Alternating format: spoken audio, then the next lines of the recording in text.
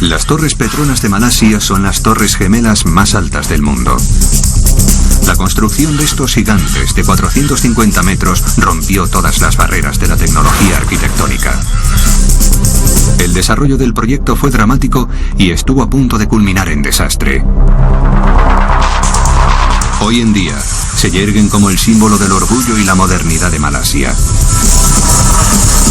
Un país que antes nunca había construido un mega rascacielos. Antes de continuar, dale me gusta al video, suscríbete y activa la campanita.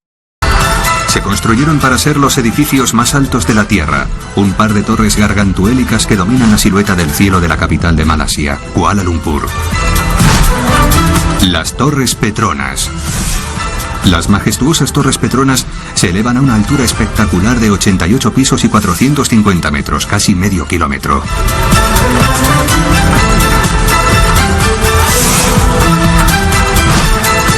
Se tarda todo un mes en limpiar las 16.000 ventanas de una sola torre.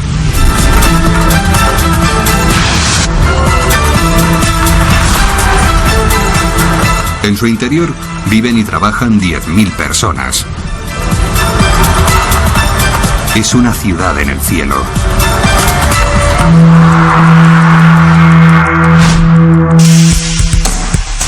Pero la construcción de las torres supuso un desafío sin paralelo. A cada paso surgieron problemas inesperados que amenazaron el proyecto. Se levantan en el corazón de la región de monzones torrenciales de Asia. El suelo sobre el que se construyeron no era de lecho rocoso, sino de sedimento inestable. Las torres tuvieron que fabricarse de hormigón en vez de acero ligero. Fue un proyecto emblemático y de alto riesgo, con unos plazos de ejecución enormemente ambiciosos. ¿Por qué se decidió llevarlo a cabo? La humanidad siempre ha anhelado llegar más alto, escalar más arriba. Los edificios grandiosos simbolizan el poder, el éxito y el liderazgo tecnológico. La era de los rascacielos se inició hace unos 100 años. Nueva York y Chicago compitieron por el título del edificio más alto del mundo. Cada torre gigantesca de cristal y acero que se levantaba era más alta que la anterior. Ahora vivimos en la era del mega rascacielos. Los edificios más altos de Nueva York eran las torres gemelas del World Trade Center, reconocidas en todo el planeta. Terminadas en 1977 alcanzaban los 417 metros, pero no batieron el récord establecido en 1973 por la Torre Sears de Chicago, que era la máxima expresión del orgullo nacional y empresarial. Siempre había sido un concurso estadounidense. Chicago había mantenido el título durante 2 décadas. Nadie se había atrevido a desafiarlo. Pero entonces un nuevo país se sumó a la carrera. El sudeste asiático inició la década de los 90 con la aparición de las mayores economías emergentes del mundo, los tigres de Oriente, hambrientos de éxito. Querían demostrar al mundo que existían. Un país entre todos ellos, Malasia, quiso colocarse en el mapa rompiendo el monopolio estadounidense de la construcción de megaedificios.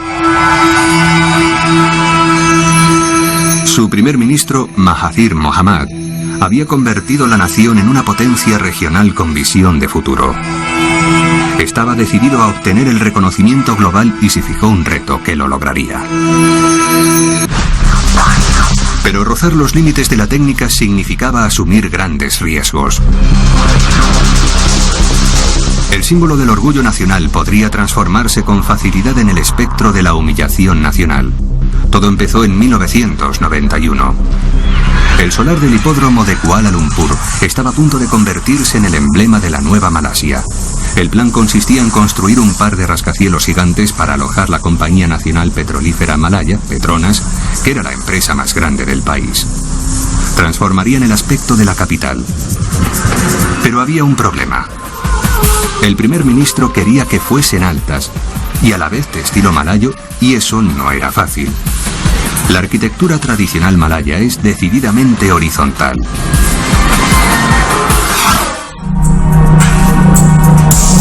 Cesar Pelli ya era uno de los mejores arquitectos del mundo, con cerca de medio siglo de experiencia en el diseño de rascacielos, pero sabía que este era diferente.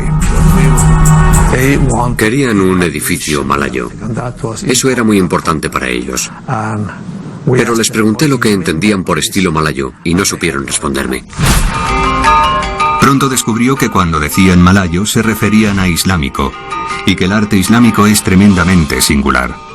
Como la ley islámica prohíbe las imágenes humanas, utiliza diseños geométricos como círculos, plantas o letras del alfabeto. Creo que me leí todos los libros de arte islámico que se han publicado. Reunimos montones de ellos. Pero ¿cómo se traduce todo eso en un rascacielos? A Peli se le ocurrió un diseño revolucionario en dos torres unidas a media altura por un puente que simbolizaba la puerta de la Nueva Malasia, algo que nadie había intentado antes. Peli viajó a Malasia para presentar su idea a las autoridades implicadas. Les encantó el concepto. Pero el primer ministro no le pareció lo suficientemente malayo. Peli modificó su diseño una y otra vez, pero se lo volvieron a rechazar. Parecía que el proyecto estaba maldito antes incluso de llegar a la mesa de dibujo.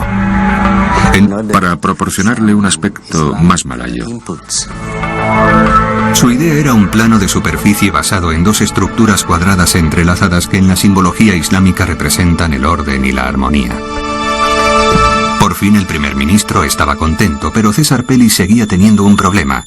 El diseño no proporcionaba la superficie que se necesitaba. ¿Cómo podía satisfacer a la vez a la empresa y al primer ministro? La construcción de las Torres Petronas quedó paralizada en su fase de diseño. Al final, tras un proceso de 8 meses de negociaciones, el arquitecto César Peli presentó un proyecto que satisfizo a todo el mundo.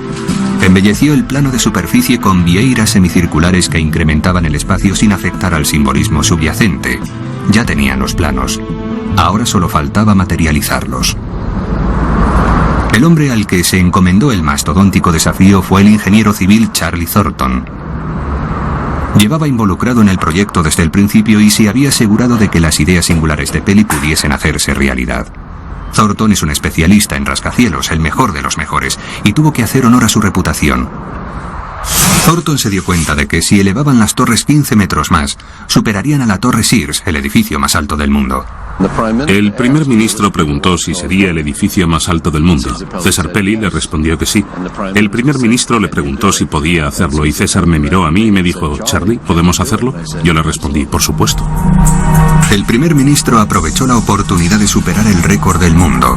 Las torres medirían 450 metros y serían el edificio más alto del planeta. Era un reto colosal. El plazo de ejecución era limitadísimo. Normalmente habrían tardado 8 años en construirse, pero el presupuesto de Malasia solo podía permitirse levantarlo en 6. Para mantener estimulados a los constructores, se estipuló que por cada día de retraso en la entrega tendrían que pagar 500.000 euros, 3,5 millones a la semana. Entonces los malayos hicieron algo muy poco habitual. Adjudicaron las contratas de las torres a 2 constructoras distintas. El primer ministro pensaba que la competencia ayudaría a cumplir los plazos. La presión era inmensa. Para cumplir los plazos, habría que trabajar ininterrumpidamente 24 horas al día, 7 días a la semana, con una carga de trabajo agotadora. Los malayos querían los mejores expertos para dirigir ambos equipos.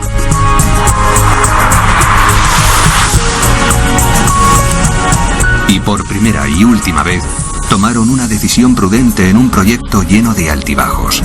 Acudieron al lugar con cultura centenaria en materia de rascacielos, Nueva York. El reloj presupuestario ya estaba contando el tiempo que les quedaba para terminar el proyecto. Pero se encontraron con que ni siquiera podían empezar. Chocaron con un obstáculo importante antes de vertir el primer cubo de hormigón. Había un problema con el subsuelo. Fue uno de esos momentos en los que sucede lo peor que te puedes imaginar. Los ingenieros descubrieron que nunca se había efectuado un estudio geológico de la zona. Se quedaron desconcertados. Necesitaban conocer con precisión la composición del subsuelo antes de empezar a trabajar. Se produjo un parón que costaba cientos de miles de euros cada día que se desperdiciaba. Los geólogos comenzaron a perforar cientos de agujeros en busca de muestras. Estaban buscando un lecho rocoso, algo sólido sobre lo que cimentar las enormes torres. Los resultados del estudio fueron desastrosos. Lo que descubrimos fue que no solo estábamos situados encima de piedra caliza descompuesta, sino que también al borde de un precipicio. En un lado del solar había piedra caliza sólida, pero el resto era roca blanda y quebradiza. Se hundiría bajo el enorme peso de 2 rascacielos de 88 pisos. Si los construían aquí, el suelo se inclinaría desigualmente hacia un lado y las torres se hundirían o se derrumbarían. El equipo podría terminar con las torres inclinadas de Malasia. Todo el proyecto estaba en peligro y el tiempo seguía corriendo mientras buscaban una solución. Tuvimos que renunciar a todas las ideas previas que teníamos, las olvidamos y concebimos algo diferente. La idea de Charlie Thornton era extremadamente atrevida.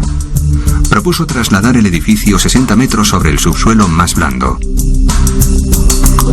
Parecía una locura, pero tenía un fundamento muy claro. Planificaron introducir una serie de pilares enormes a 120 metros de profundidad hasta llegar al estrato duro de debajo. Entonces podrían construir su propio lecho rocoso encima. Los edificios iban a colocarse encima de un enorme colchón de cemento. Estaban a punto de clavar las torres al suelo con los cimientos más profundos del mundo. La construcción comenzó por fin a principios de 1993. La obra de cimentación fue una tarea ímproba en sí misma. Si el hormigón se secaba desigualmente, el colchón se agrietaría y se debilitaría gravemente su capacidad para sostener el edificio gigante que tendría encima. Así que tuvieron que vertir todo el hormigón de una sola vez. Eso significó que hubo que vertir hormigón ininterrumpidamente durante 52 horas, una carga de camión cada 2 minutos y medio. Eran los cimientos más grandes de la historia de Malasia. La logística era abrumadora. A su cargo estuvo Charlie Chileya. Como nunca se había hecho antes, estábamos tan impresionados que nos pusimos a trabajar frenéticamente. Durante las primeras 5 horas todo marchó bien. Entonces llegaron las lluvias a Kuala Lumpur. El equipo tuvo que reaccionar con rapidez. Contaban con la lluvia, pero no a esa escala. Eran lluvias tropicales torrenciales. El hormigón podía mojarse demasiado. Parecía que iban a fracasar ante el primer obstáculo. El más ínfimo desnivel a nivel del suelo podía traducirse en un enorme dolor de cabeza a 450 metros de altura. A menos que se tomaran medidas urgentes, los cimientos quedarían destrozados. Al equipo se le ocurrió una solución dramática. Cubrieron el solar entero con una carpa del tamaño equivalente a 56 carpas de circo. Gracias al paraguas más grande del mundo, al final los cimientos se terminaron con éxito. Nadie había vertido nunca tanto hormigón a la vez. Ese fue el primer récord que batieron las Torres Petronas.